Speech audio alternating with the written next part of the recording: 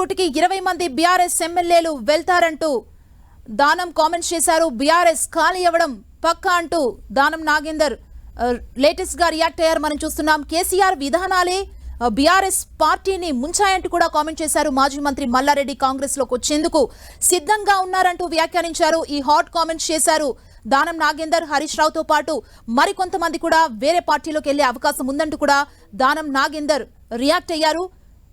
ఇదే అంశానికి సంబంధించి మరింత సమాచారం తెలుసుకుందాం. మా ప్రతినిధి ప్రతాప్ మనకు అందిస్తారు. ప్రతాప్, కాసేపటి క్రితమే మాజీ స్పీకర్ పోచారం కాంగ్రెస్ పార్టీలో చేరారు. అండ్ ఇప్పుడు లేటెస్ట్ గా చూస్తున్నాం దానం నాగేందర్ కామెంట్స్ చూస్తే బీఆర్ఎస్ ఖాళీ అవ్వడం ఖాయం, కేసీఆర్ విధానాల వల్లే బీఆర్ఎస్ పార్టీ మునిగిపోయింది అంటూ కూడా కొన్ని కామెంట్స్ చేశారు. ఎలా చూడాలి ప్రస్తుత పరిస్థితిని, అసలు ఏం జరుగుతోంది?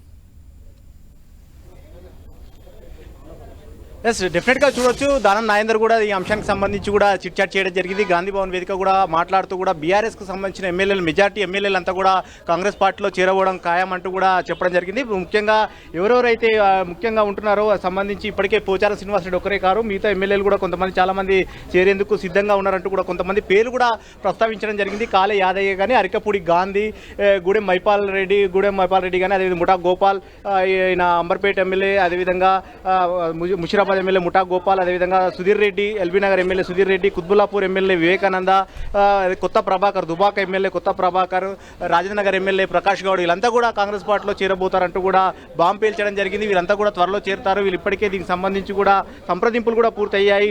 వీరే కాకుండా మల్లారెడ్డి సిద్ధంగా ఉన్నప్పుడు కూడా కొన్ని ఇష్యూస్ వల్ల ఆయన కొద్దిగా తర్వాత ఉండే అవకాశం ఉంటుందంటూ కూడా చెప్పారు. అదే మొత్తం మీద దీనికి సంబంధించి చేరికలకు సంబంధించి సీఎం రేవంత్ రెడ్డి తోటి పార్టీ వ్యూహకర్త సునీల్ కనుగోలు కూడా దీనికి సంబంధించి డిస్కషన్ చేయడం జరిగింది. 2-3 రోజుల నుంచి కూడా ఈ ప్రాసెస్ అంతా జరుగుతుంది. ఈ 2-3 రోజుల్లోనే బీఆర్ఎస్ ఖాళీ కాబోతుందంటూ కూడా కామెంట్ చేయడం జరిగింది. మనం చూడొచ్చు. ఇంకా ఈరోజు పోచారం శ్రీనివాసరెడ్డి అయితే పార్టీలో కండువా కూడా కప్పుకోవడం జరిగింది. శ్రీనివాసరెడ్డి స్వయంగా సీఎం రేవంత్ రెడ్డి ఆయన నివాసానికి వచ్చి కండువా కప్పడం జరిగింది. శ్రీనివాసరెడ్డితో పాటు అదేవిధంగా మంత్రి పొంగులేటి శ్రీనివాసరెడ్డి కూడా రావడం జరిగింది. అంతా కూడా వచ్చి ఆయన పార్టీలోకి స్వయంగా ఆహ్వానించిన పరిస్థితి ఉంది. సో మొత్తం మీద బీఆర్ఎస్ అయితే ఖాళీ చేయాలని చెప్పేసి కాంగ్రెస్ పార్టీ చాలా సీరియస్గా ఫోకస్ పెట్టిందని చెప్పుకోవచ్చు. సీఎం రేవంత్ రెడ్డి దీనికి సంబంధించి కూడా బీఆర్ఎస్ దాదాపు ఖాళీ అవుతున్నట్టు కూడా ఇప్పటికే చెప్పిన పరిస్థితి ఉంది. కాబట్టి దానికి సంబంధించి కూడా ముఖ్యంగా నేతలంతా కూడా చేరికల పైన కూడా ఫోకస్ పెట్టారు. ఎవరెవరైతే చేరుతారనే దానికి సంబంధించి ఇప్పటికే దానం నాగేందర్ కూడా కొంతమంది పేర్లను కూడా లీక్ చేయడం జరిగింది, చిట్ చాట్ చేస్తూ కూడా అంశాలకు సంబంధించి. మరోవైపు జేనిక్స్, ఒకవైపు కాంగ్రెస్ పార్టీలో జేనిక్స్ సంబంధించి స్వయంగా సీఎం రేవంత్ రెడ్డి పోచారం నివాసానికి వచ్చి చేరుస్తుంటే మరోవైపు బీఆర్ఎస్ మాత్రం ఆందోళన అయితే చేస్తుందని చెప్పొచ్చు. ముఖ్యంగా బీఆర్ఎస్ సంబంధించిన మాజీ ఎమ్మెల్యే బాల్క సుమన్, అదేవిధంగా ఆ పార్టీ బీఆర్ఎస్పీ అధ్యక్షుడు విద్యార్థి విభాగం నేత గెల్లు శ్రీనివాస్ యాదవ్ ఆధ్వర్యంలో కొంతమంది నేతలంతా కూడా పోచారం నివాసానికి రావడం జరిగింది. వారంతా కూడా గేట్ను చొచ్చుకొని లోపలికి వచ్చే ప్రయత్నం చేశారు. వారు వస్తున్న సందర్భంలో అంటే అంత ముందుకు కాంగ్రెస్ నేతలంతా వస్తున్నారు కాబట్టి సేమ్ పోలీసులు కూడా వారంతా కూడా కాంగ్రెస్ నేతలు అనుకొని కాస్త సైలెంట్గా ఉన్నారు. లోపలికి పోయే మూమెంట్లో అప్రమత్తమై వెంటనే వారిని నిర్వహించడం జరిగింది. వారిని లోపలికి వచ్చే ప్రయత్నం చేసినప్పుడు వారిని అంతా కూడా ఆపి బయటికి తీసుకురావడం జరిగింది. వారిని అంతా కూడా పెద్ద ఎత్తున ఆందోళన చేసుకున్న నేపథ్యంలో కాంగ్రెస్ పార్టీకి సంబంధించిన కార్యకర్తలకు కొంతమంది ఖైరతాబాద్ డీసీసీ అధ్యక్షుడు రోహిన్ రెడ్డి ఆధ్వర్యంలో వచ్చిన నేతలకు వారికి కాస్త గలాట జరిగింది. ఇద్దరు ఒకరిపై ఒకరు కొట్టుకునే ప్రయత్నం కూడా ప్రయత్నం చేశారు. వెంటనే పోలీసులు అప్రమత్తమై వారిని ఇరు వర్గాలను కూడా శాంతింపజేసి పక్కకు సైడ్ జరిపించి బీఆర్ఎస్ నేతలంతా అరెస్ట్ చేసి పంపించారు. బీఆర్ఎస్ నేత బాల్క సుమన్ కూడా పదే మాట్లాడుతూ మా పార్టీ గుర్తుపైన గెలిచిన ఎమ్మెల్యేలు మేము, మా పార్టీ ఎమ్మెల్యేలు మీకు కలవకూడదా అంటూ ప్రశ్నించే ప్రయత్నం చేశారు పోలీసులు. కానీ పోలీసులు మాత్రం అనుమతి లేదు, ప్రజెంట్ మీకు ఒకవేళ అనుమతి ఇచ్చి ఆయన అలో చేస్తే కనుక మేము పంపిస్తాం, లోపలికి పర్మిషన్ లేదు, వద్దని అనుమతి లేదు, ఎమ్మెల్యే అనుమతి లేదు, లోపలికి పంపడానికి కుదరదంటూ కూడా ఆయన పంపించే ప్రయత్నం చేశారు. సో ఈ ఒకవైపు ఇదంతా జరుగుతున్నప్పటికీ మరోవైపు మాత్రం జాయినింగ్ మాత్రం చాలా వేగంగా జరిగిపోయిందని చెప్పుకోవచ్చు. కాసేపు అంటే గంట క్రితం ఆయన నివాసానికి రావడం, వెంటనే చక్కచక్క సంప్రదింపులు జరగడం, పార్టీలో చేరిన తర్వాత కూడా రేవంత్ రెడ్డి చాలా అంశాలను కూడా ప్రధానంగా ప్రస్తావిస్తూ ముఖ్యంగా ఈరోజు క్యాబినెట్ భేటీ ఉంటుంది. ఈరోజు క్యాబినెట్ భేటీలో కూడా రుణమాఫీకి సంబంధించి, రైతులు రుణాలకు సంబంధించి చాలా కీలకమైన అంశం కాబట్టి ఆ కీలకమైన నిర్ణయం తీసుకునే సందర్భంగా పార్టీలోకి సీనియర్ నేత పోచారం శ్రీనివాసరెడ్డి పార్టీలో చేరడం అనేది చాలా శుభసూచకం. చెప్పండి ప్రతాప్. మరోవైపు చూసినట్లయితే దానం నాగేందర్ కామెంట్స్ లో హరీష్ రావుతో పాటు ఇంకొంతమంది ఎమ్మెల్యేలు కూడా బీజేపీ వైపు చూస్తున్నారు. వారు కూడా బీజేపీలో చేరే అవకాశాలు ఉన్నాయని కూడా దానం నాగేందర్ చెప్పాలి. ఇది ఎంతవరకు నిజం, అసలు ఈ వార్తను ఎట్లా చూడాలి? దానం నాగేందర్ కామెంట్స్. వాస్తవానికి స్పెక్యులేషన్స్ అంతే దాదాపు ఒక వారం రోజుల నుంచి కూడా చాలా ఎక్కువగా వినపడతా ఉన్నాయని చెప్పుకోవచ్చు. పార్లమెంట్ ఎన్నికల ఫలితాల తర్వాత పార్లమెంట్ ఎన్నికల ఫలితాల్లో బీఆర్ఎస్ ఒక్క సీటు కూడా గెలవకపోవడంతో ఈ అంశం అనేది కూడా చాలా చర్చనీయాంశంగా మారిందని చెప్పుకోవచ్చు. ముఖ్యంగా హరీష్ రావు కూడా దీనికి స్వయంగా స్పందిస్తూ కూడా సోషల్ మీడియా వేదిక కూడా జరుగుతున్న ఇవి ఏవైతే ఉన్నాయో ప్రచారం ఉందో దీని అంతా కూడా ఫేక్గా కొట్టిపారేశారు. తాను బీఆర్ఎస్ పార్టీలో పుట్టి పెరిగాను కాబట్టి ఏ పార్టీకి వెళ్లాల్సిన అవసరం తనకు లేదు, కావాలని కొంతమంది ప్రొపగండా చేస్తున్నారు. ఆ ప్రొపగండాను ఎవరు నమ్మాల్సిన అవసరం లేదు. ఇదే కనుక ప్రచారం ఇట్లే కనుక కంటిన్యూ చేస్తే కేసులు కూడా వేస్తానంటూ కూడా హెచ్చరించిన పరిస్థితి ఉంది. లీగల్గా చర్యలు తీసుకుంటానంటూ కూడా ఇప్పటికే స్పష్టం చేసిన పరిస్థితి ఉంది. ఒకవైపు హరీష్ రావు దీనికి స్పష్టంగా చెప్తున్నప్పటికీ మరోవైపు మాత్రం ఎమ్మెల్యేలు మాత్రం దీన్ని ప్రచారం అయితే కంటిన్యూ చేస్తున్నారని చెప్పవచ్చు. ఇప్పటివరకు కాంగ్రెస్ పార్టీకి సంబంధించిన ఎమ్మెల్యేలు విప్పులు బీర్లా ఎల్లయ్య కానీ అడ్లూరి లక్ష్మణ్ కొంతమంది నేతలంతా కూడా 2-3 రోజుల క్రితము ప్రెస్ మీట్ పెట్టి కూడా ఇదే అంశాన్ని కూడా చెప్పారు. తాజాగా దాన నాగేందర్ కూడా గాంధీ భవన్ వేదిక కూడా ఇదే అంశాన్ని కూడా చెప్పడం జరిగింది. ఎమ్మెల్యేలు అంతా కూడా కొంతమంది ఎమ్మెల్యేలు అంతా కూడా కాంగ్రెస్ పార్టీలో చేరబోతున్నారు.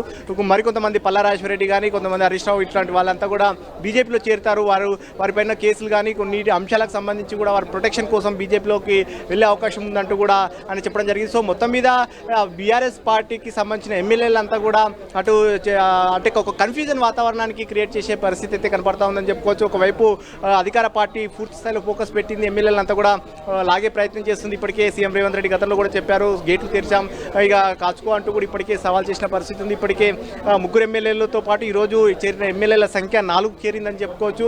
మిగతా ఇంకో 20-25 మంది ఎమ్మెల్యేలు కానీ చేర్చుకొని పూర్తిగా శాసనసభ పక్షాన్ని విలీనం చేసుకోవాలని కూడా ఒక ఆలోచన చేస్తుంది. అందులో భాగంగానే ఈ స్పీడప్ కూడా చేసిందని చెప్పుకోవచ్చు. ఇప్పటికే కాంగ్రెస్ పార్టీకి సంబంధించి ఒక వ్యూహరచన కూడా చేసినట్టు కూడా తెలుస్తుంది. ఎవరెవరైతే పార్టీలో చేరుతారంటూ ఊహాగానాలు ఉన్నాయో వాటికి అందరికి సంబంధించి ఇప్పటికే ఒక చర్చలు కూడా జరుగుతున్నాయి. ఎవరెవరికి సంబంధించి ఏ విధంగా తీసుకురావాలని సంబంధించి కూడా ముఖ్యమైన నేతలంతా కూడా వారితో సంప్రదింపులు కూడా జరుగుతున్నాయి.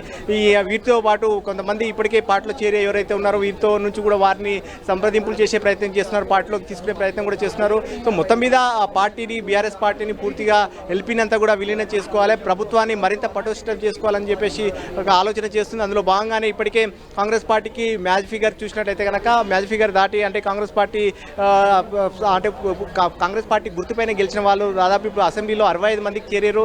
65 మందితో పాటు ఇప్పుడు ఈ సంఖ్య చూసినట్లయితే 4 చేరారు కాబట్టి మొత్తం 69 మంది అవుతున్నారు కాబట్టి సో మొత్తం మీద ఈ మొత్తం ఎమ్మెల్యేలంతా కూడా చేర్చుకొని మరింత పటిష్ట చేయాలని కూడా ఆలోచన చేస్తుంది.